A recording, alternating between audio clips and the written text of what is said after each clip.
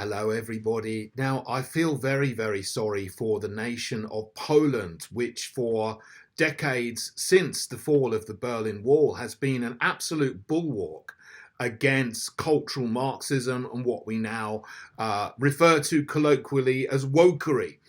Poland, together with Hungary, has stood against the woke agendas which are trying to degenerate and degrade society. But there was recently an election, as you probably know, and that took place in October, the 15th of October.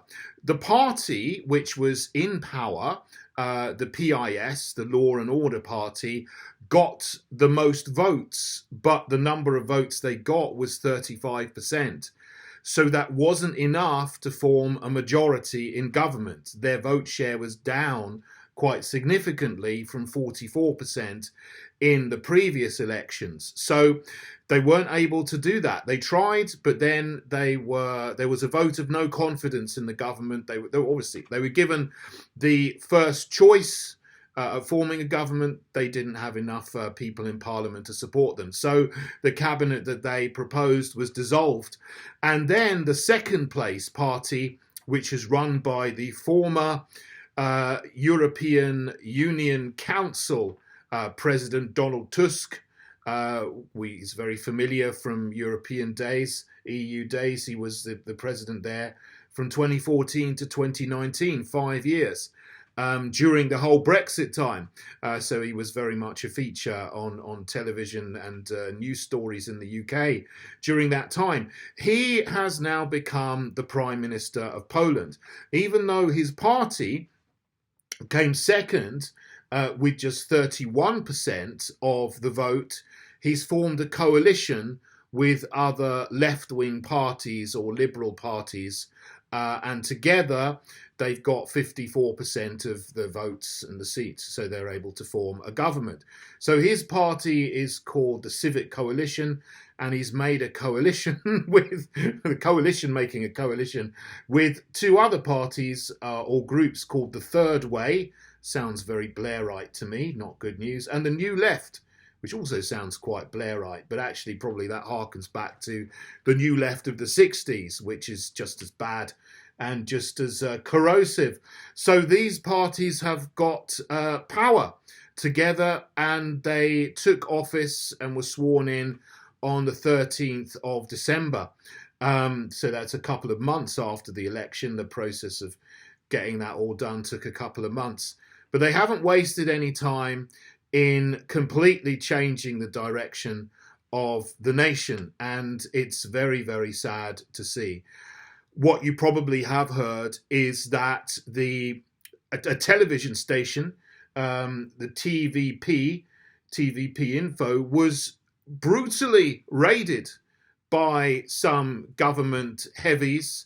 The chief was fired and the station was pulled off air. This is the kind of thing that happens in a banana republic. It shouldn't be happening in a nation which is central to the EU, which presents itself as a beacon of freedom and democracy. And here you have a new government walking into a TV station and shutting it down because they don't like what they say. And that wasn't the only one. There was another station, a radio station, Polish radio, also had their chief dismissed by the new government, by the so-called culture minister, who doesn't seem to have much respect for culture. That was just one thing that's happened. Another thing that's happened just in the last couple of days is the new Speaker of Parliament. It's got a funny name, Sejm or Sejm, I don't know. If someone's Polish, you'll probably be shouting at me. Sejm is how it's spelled. You can tell me in the comments if I've said it right. I'm sorry. I don't speak Polish. I'm very sorry. But the Parliament in Poland, their Speaker has just met with some migrant NGOs and met with a group of illegal migrants to have. Apparently, it was reported they were illegal migrants. He's had his photo taken with some people there. That was a report Well, they certainly didn't look like they were Polish people, okay? And he was obviously promoting the concept of migration into Poland, which obviously up until now, up until this year, the PIS, the Law and Order Party, have vehemently and stolidly resisted. Now it seems that Poland is going to have open borders to migration from Africa and the Middle East. They already have massive migration from Ukraine. Even before the Ukraine war started, I think there were over 2 million Ukrainians in Poland, living in Poland. Now there's apparently 6 million. And they're all given, as my friends tell me, my Polish friends tell me, they are given something called a Poland card when they migrate from Ukraine to Poland. And this is an EU system thing. And Ukrainian migrants in Poland have the right to vote. So they have totally swayed this election. And many of them are obviously pro-EU, so they would vote for Donald Tusk's party, which is why he got an increase in the polls. The election results, I wasn't making a pun there, but Donald Tusk's party has got a massive increase.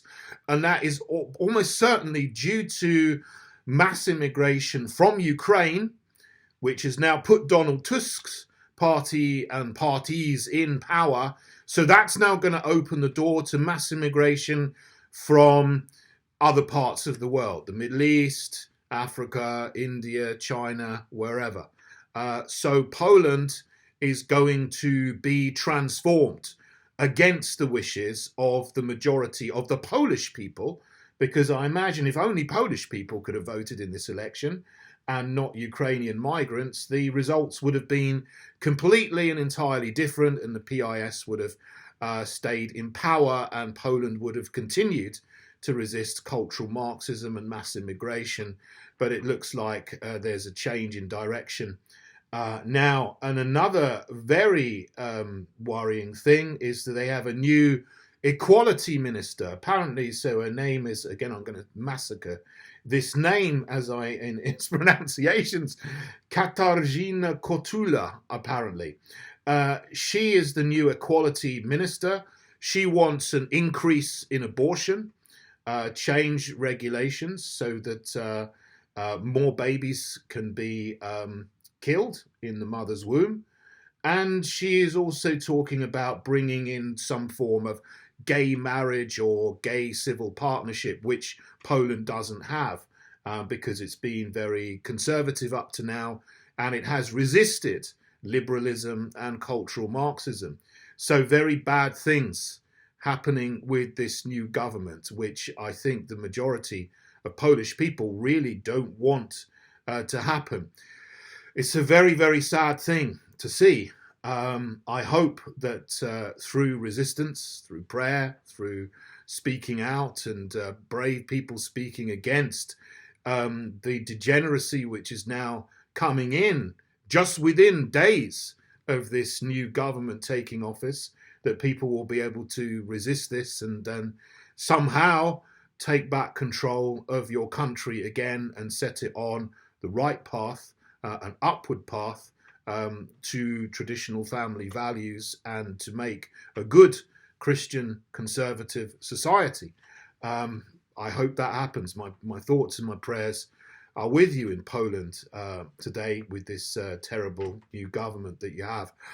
There we go. But this is what the cultural Marxists are trying to do in every country. I mean, my own country, the UK, this has been happening for since the 60s, obviously, with the new left in the 60s, as always, we were sort of subject to all the movements that happened then, the liberalism of the 60s, and now the cultural Marxism has come through, with all this trans stuff that is coming in, and all kinds of cultural Marxists. You see them, you see people go out and one day they would wave an EU flag, the next day they'll wave a Black Lives Matter flag, the next day they'll be waving an Extinction Rebellion flag, and fighting for the climate, even though there is no climate emergency, and then they'll be up with a black fist or whatever, and I don't know what that's about, but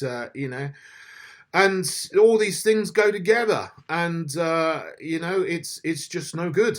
And so we need to get together, I think, all of us, here in the West. Poland is suffering, newly suffering, but in the UK we've been under attack from 20 different directions, for many, many years. There's the whole mass immigration agenda, which goes on and on and on, and it's not going to stop with either the fake Conservatives or the Labour Party or the Lib Dems or the Greens, which are the four main parties in the UK. And the USA is a disaster with Biden, and Canada's a disaster with Trudeau. New Zealand, had Ardern for 3 years. She ruined the country in 3 years.